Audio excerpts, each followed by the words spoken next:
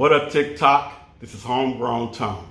I literally have been on this island, on TikTok, for 4 days. But I did create a new game. You won't see it anywhere else but here. So, it's called Who versus Who. And how it's played is, I go into my magic bucket and I pull something out, and the topic, we're going to talk about it. Today we have, the United States Marine Corps versus the Army. Let's talk about it. All right. Now I know you all see, oh, he wore his Marines hat. He's going to be biased. But on this channel, we're not biased. We go at it, we slug it out, pound for pound. Who's better? Let's start off with the Marine Corps. Semper Fi! To all my brothers out there. You know what that means. For those who don't, the uninitiated, it's Latin for Semper Fidelis. It means always faithful. It means we're loyal to death. Like King Corso's. Shout out to mine, Ghost. That's how we are. Here's my dog right here. Brandon for life, baby. Where was I going with that? All right, so let's start off with the fundamentals. When you're in the Marines, automatically it's difficult because in the Army, they give you all your shots with a booster gun. I mean, with a booster gun. But in the Marines, all of our shots are with a needle. All right, let's start there. Let's talk about boot camp. Back in '86, when I was in, Army boot camp was 12 weeks. The Marine Corps boot camp was 16 weeks. By the time I got out, they had pushed it out to 18 weeks. And now I hear that it's up to 24 weeks. This is just basic training. You ain't even gone to your school yet. That's why the Marines is mandatory. You got to sign up for 4. You got to raise your hand, right hand, and pledge your allegiance to the flag for 4 years at a time. Ain't no, you can get out the Army in 2 years, 3 years. Anybody can get into the Army. They'll take anybody, straight up. What's our slogan? The few, the proud, the Marines. What does that mean? That means selected people, few.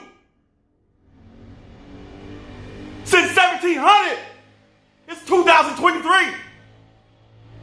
Reputation. I'm in Dominican Republic. And the lady saw I had this hat on right here. She said, "You're United States Marines?" I said, "Yes, ma'am." She said, "Oh, you're tough. You're the toughest of the tough." I bet you she wouldn't have said that if I had an Army hat. I bet you she wouldn't have said that. And people always want to say that, oh, well, the Marines are they call them stupid. They call them jarhead because they're stupid. That's not what jarhead means. Study. They call us jarheads because of the hat that we wore. That's what jarhead means. Okay? Then their other argument is they're winning the fight against us because they're bigger than us.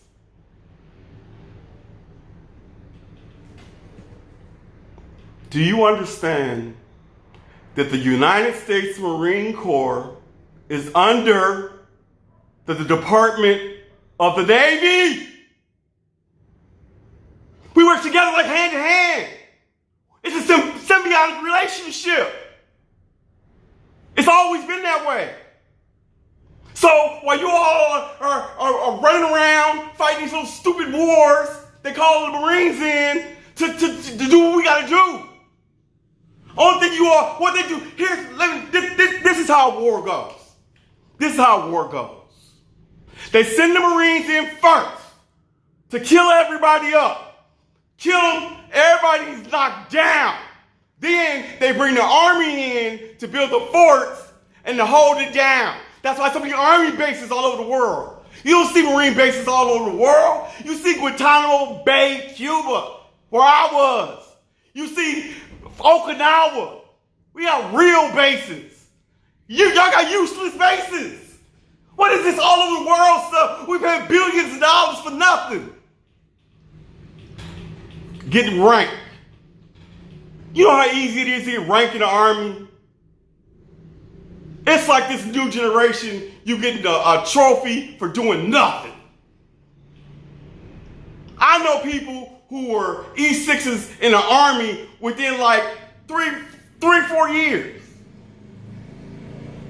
Now, I'm not saying that doesn't happen in the Marines. I had some issues in the Marines where I didn't get promoted quicker. But I will tell you this. It is much harder in the Marine Corps than the Army to get rank. Now, getting back to that head-to-head thing that we was talking about earlier. Not only does the Navy have a Navy, which they do, they also have their own Air Force. Does the Army have that? Not at all.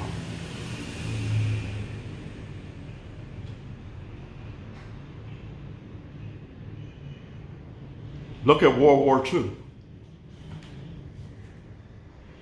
Look at Vietnam. Look at Korea. Look at any of those wars. See, they'll show you on TV. You look at MASH and TV shows like that. You know, they'll show you the Army. They'll make the Army guy look cool. But do your research. Do your research and see what's up. Look up the Pacific Island hopping. The Marines Pacific Island hopping campaign. Look that up. Start there. During World War II. Look that up.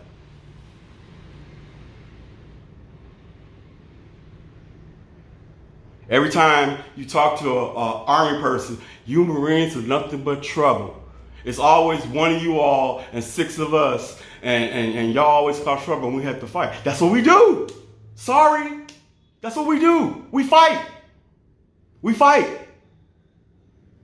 I used to fight so much in the E Club and the enlisted club. Listen to me. I used to fight so much I'm in the Marines. I used to fight so much in that doggone enlisted club that they banned me. They put my ID on the doggone door and said, "Do not let this Marine in." This is why I stopped. I'm 55 years old. I stopped drinking in the Marine. I don't drink to this day. You guys see my friends. I don't really drink to this day. I drink beer. We used to sit outside the club and take the vodka to the head, half gallon. I'm from Chicago. My boys from Newark. My other boys from the west side of Chicago. My other boys from the Florida. We had a little crew. And then we would go in the club. Man, we would tear the place up. Chairs, all that. One day I'm sitting back, leaning on the car, and a white guy comes out, and he's like, he's drunk. I know he's drunk. He's like, "Hey, dude, you're leaning on my car." I'm like, "No, man, this ain't your car." He was like, "Yes, it is." And then he swings on me and calls me the N-word. I'm like, "Man, I know you drunk. You know what I mean? Just go head on." So then he hits me again. I had to put the Chi-Town 2-piece on him. So this is what we do. So then, before I go, it turned into an incident because the whole club came out black against white, and who did they blame? Me.